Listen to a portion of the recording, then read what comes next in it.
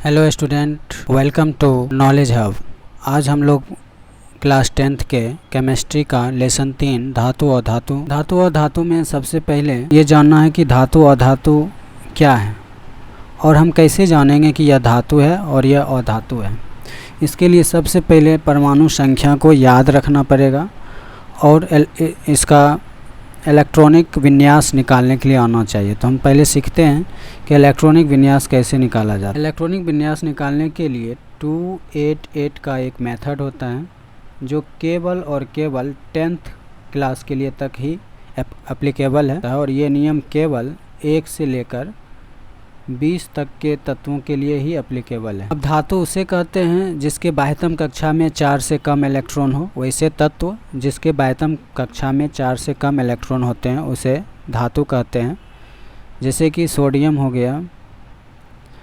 Sodium का परमाणु संख्या 11 है। परमाणु संख्या याद रखना बहुत ज़रूरी है और इसको हम इलेक्ट्रॉनिक विन्यास में लिखेंगे। फर्स्ट कक्षा में 2 इलेक्ट्रॉन आएगा, सेकेंड कक्षा में 8 इलेक्ट्रॉन आएगा, 8 2 10 हो गया। जो शेष बच गया वो थर्ड कक्षा में जाएगा। तो इसके बाहरी कक्षा में 1 इलेक्ट्रॉन है। इसको हम बाह्यतम कक्षा में उपस्थित इलेक्ट्रॉन भी बोलते हैं और इसको हम संयोजी इलेक्ट्रॉन के नाम से भी जानते हैं। इसे संयोजी इलेक्ट्रॉन कहा जाता है। तो सोडियम का संयोजी इलेक्ट्रॉन अगर पूछा गया है तो आंसर 1 होगा और यदि संयोजकता पूछा गया है तो संयोजकता भी 1 हो जाएगा। यदि बाह्यतम कक्षा में इलेक्ट्रॉन की संख्या 1 हो, 2 हो और 3 हो या फिर 4 हो तो संयोजी इलेक्ट्रॉन वही हो जाएगा। बाह्यतम कक्षा में जितना इलेक्ट्रॉन रहेगा वही उसका संयोजी इलेक्ट्रॉन भी कहलाएगा, वही उसका संयोजकता भी कहलाएगा। यदि जैसे नाइट्रोजन 7 हो गया, नाइट्रोजन परमाणु संख्या 7 है, पहले कक्षा में 2 भर आएगा। ये फिक्स है कि पहली कक्षा में 2 ही भराएगा। दूसरी कक्षा में अधिकतम 8 भर सकते हैं लेकिन हमको भरना 5 है क्योंकि 7 पुराना है तो 2 5 7। बाहरी कक्षा में इसमें बाह्यतम कक्षा में 5 इलेक्ट्रॉन है तो इसका संयोजी इलेक्ट्रॉन हो जाएगा 5, लेकिन संयोजकता अब 5 नहीं होगा। संयोजकता हो जाएगा 8 में से 5 जाएगा 3 हो जाएगा। संयोजकता हो जाएगा 3। 8 क्यों घटाया जाता है? तो प्रत्येक तत्व अपने अष्टक नियम का पालन करता है। अष्टक नियम मतलब हो गया कि प्रत्येक तत्व जो है अपने बाह्यतम कक्षा में 8 इलेक्ट्रॉन को रखना चाहता है। 8 इलेक्ट्रॉन रखने से कोई भी तत्व अस्थायी हो जाता है, इसलिए वो 8 रखना चाहता है। तो 8 में जैसे नाइट्रोजन का 7 हो गया, 2 और 5। ये जो 5 है अगर यह किसी से 3 ले ले तो किसी से 3 ले लेगा तो ये हो जाएगा 8 और ये अस्थायी हो जाएगा, इसलिए यह 3 लेगा। तो कितना और ज़रूरी है वही जो चाहिए वही उसका संयोजकता कहलाता है। तो इसको 8 पुराने के लिए 3 और चाहिए, इसलिए हम 8 में से 5 घटा दिए तो 3 हो गया। तो यही 3 हो गया इसका संयोजकता। इसको इंग्लिश में बैलेंसी कहते हैं। इसको इंग्लिश में बैलेंसी कहा जाता है। तो बैलेंसी इसका 3 हो गया।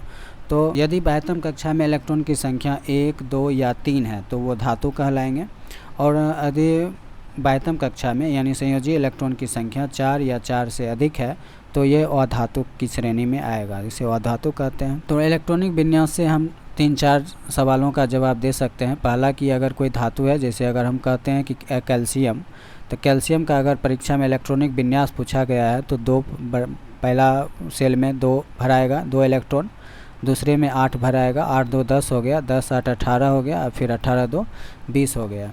तो हम ये बता सकते हैं कि इसमें इलेक्ट्रॉनिक, पहला क्वेश्चन तो ये हो गया कि इलेक्ट्रॉनिक विन्यास कैसे निकाला जाता है।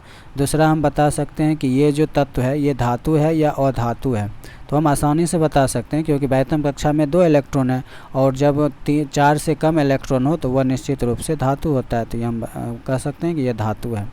और दूसरा चीज़ बता सकते हैं कि इसके संयोजी इलेक्ट्रॉन कितने हैं।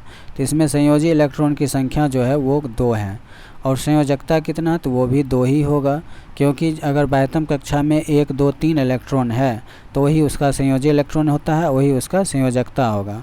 घटाना तब पड़ेगा जब 4 से अधिक हो जाएगा तो 8 में घटा लेंगे तो वो उसका संयोजकता हो जाएगा। और इस पर अगर पूछेगा कि आयन क्या है, तो धन आयन है या फिर ऋण आयन है, तो हम बोलेंगे धन आयन है क्योंकि ये 2 है।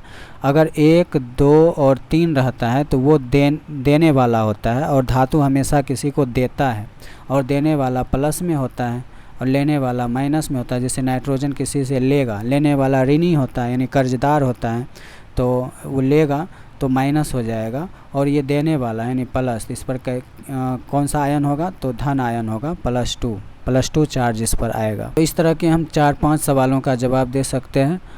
तो इलेक्ट्रॉनिक कॉन्फ़िगरेशन 1 से 20 तक के लिए भी केवल 1 से 20 तक के लिए ही ये नियम अप्लाई होता है, 2-8-8 का नियम। तो धातु और अधातु तो समझ में आ गया होगा कि धातु किसे कहते हैं। अगर 4 से कम इलेक्ट्रॉन रहे बाह्यतम कक्षा में तो उसे धातु कहते हैं, और 4 या 4 से अधिक इलेक्ट्रॉन बाह्यतम कक्षा में रहे तो उसे अधातु कहते हैं। चमक होती है, इसमें चमक नहीं होती है, सिंपल इसका आंसर है। इसे पीटने पर आवाज़ होती है, इसे पीटने पर आवाज़ नहीं होती है। ये आघात वर्धनीय। आघात वर्धनीय का मतलब होता है कि इसे धातुओं को जो है पीट कर पतली पतली चादर बनाया जाता है, जैसे कि बक्सा पेटी जो बनता है धातु का, चदरा का, तो वही पतला पतला चादर हम इससे बना सकते हैं, और ये टूटता नहीं है, बहुत पतला पतला चादर हम बना सकते हैं।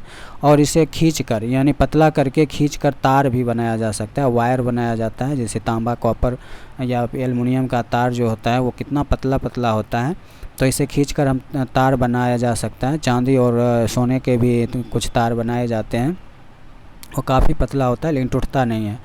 और ये जो अधातु है आघात वर्धनीय और तन्य नहीं होते हैं, अगर इसे पीटा जाए तो यह चूर चूर हो जाएगा, इसलिए इसे यह आघात वर्धनीय और तन्य नहीं होते हैं। धातु विद्युत और ऊष्मा का सुचालक होता है, इसमें करंट प्रवाहित होता है। अब वह धातु जो है वह विद्युत और ऊष्मा का कुचालक होता है, जैसे हो गया प्लास्टिक या लकड़ी का तख्ता या लकड़ी, ये सब चीज़ें जो है अधातु हैं। यह करा होता है, धातु अक्सर करा होते हैं, और अधातु मुलायम होता है, करा भी होता है। ये द्रव्यनांक और क्वथनांक, इसका द्रव्यनांक क्वथनांक उच्च होता है, ये मतलब बहुत ज़्यादा ताप देने पर यह पिघलता है या फिर उबलता है। इसके द्रव्यनांक और क्वथनांक निम्न होते हैं, इसमें ज़्यादा ताप देने की ज़रूरत नहीं होता है। इसका घनत्व उच्च होता है, इस कारण ये पानी में जल्दी डूब जाता है। उच्च घनत्व के कारण ही ये पानी में डूब जाता है, और कम घनत्व के कारण ये पानी में तैरते रहता है। यह ठोस होता है, और यह ठोस, द्रव, गैस तीनों अवस्था में पाया जाता है। कुछ धातुएँ ऐसी है जो कि द्रव अवस्था में पाई जाती है, वो अपवाद स्वरूप है, वो आगे पढ़ेंगे। रासायनिक आधार पर धातु और धातु में भी अंतर पूछा जाता है परीक्षा में। ये दोनों परीक्षा के नज़रिए से ये दोनों जो क्वेश्चन है काफ़ी इम्पोर्टेंट है। तो धातु धनायन बनाते, धनायन का मतलब जो देने वाला हो, जैसे अभी देखें कि सोडियम और कैल्शियम जो था वो देने वाला है, कि लास्ट में 2 रहता है तो वो देने वाला है, तो वो प्लस होता है। तो धातुएं अक्सर नहीं, हमेशा वो जो है आयन ही बनाएंगे, वो धन आयन बनाएंगे। और अधातु ऋणायन बनाते हैं, क्योंकि ये किसी से लेते हैं और लेने वाला ऋणी होता है, यानी ये कर्जदार होता है, तो इस पर माइनस चार्ज लगा रहेगा, क्योंकि ये ले रहा है इसलिए माइनस को प्रदर्शित करेगा। इसके ऑक्साइड क्षारीय होते हैं, और इसके ऑक्साइड जो होते हैं वो अम्लीय होते हैं। ये जल से अभिक्रिया करता है, ये जैसे लोहा हो गया, जल से अभिक्रिया करके जंग लग जाता है उसमें, तो जंग पकड़ लेता है, तो यह जल से अभिक्रिया करता है। यह जल से अभिक्रिया नहीं करता है। और धातु जैसे लकड़ी हो गया, प्लास्टिक हो गया, ये सब जल से अभिक्रिया नहीं करता है। यह हाइड्रोजन से अभिक्रिया नहीं करता है, लेकिन ये हाइड्रोजन से अभिक्रिया करता है। ये अवकारक है और ये ऑक्सीकारक है। ये अम्ल से अभिक्रिया करके हाइड्रोजन गैस प्रदान करता है, ये अम्ल से अभिक्रिया करता ही नहीं है। तो इस तरह हम जान गए कि धातु क्या है, हम धातु को कैसे पहचान सकते हैं, और धातु क्या है, हम इसे कैसे पहचान सकते हैं। भौतिक आधार पर जो है, भौतिक अवस्था पर धातु और धातु में अंतर समझ गए, और रासायनिक आधार पर धातु और धातु में अंतर स्पष्ट हो गया है। अब इलेक्ट्रॉनिक विन्यास भी सीख गए होंगे। तो इलेक्ट्रॉनिक विन्यास निकाल लेने से हम 4 सवालों का जवाब दे सकते हैं। और जैसे 1-2 और देख लिया जाए, जैसे ऑक्सीजन 8 है, तो इसका इलेक्ट्रॉनिक विन्यास हो जाएगा 6-2-8 हो जाएगा। तो ये हो गया ऑक्सीजन का इलेक्ट्रॉनिक विन्यास। तो हम क्या कहेंगे, ये धातु है या अधातु है? तो निश्चित रूप से ये अधातु है, क्योंकि बाह्यतम कक्षा में 4 से ज़्यादा इलेक्ट्रॉन है, 4 भी रहेगा, 4 या 4 से ज़्यादा रहेगा तो अधातु होगा। अगर इसका संयोजी इलेक्ट्रॉन पूछा जाए तो संयोजी इलेक्ट्रॉन इसका हो जाएगा 6 और संयोजकता लेकिन 6 नहीं होगा, संयोजकता इसका हो जाएगा 8 में घटाना पड़ेगा, 8 में से 6 घटा देंगे तो 2 हो जाएगा।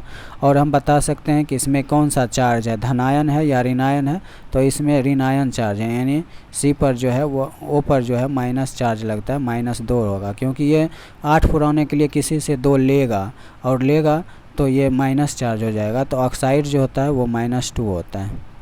तो इन बातों को याद रखना है। थैंक्स। ये पार्ट 1 है, पार्ट 2 में इससे आगे और भी क्वेश्चन है, इस चैप्टर में ढेर सारा क्वेश्चन है, तो अभी पार्ट 2 में ये आगे ये क्वेश्चन जारी रहेगा।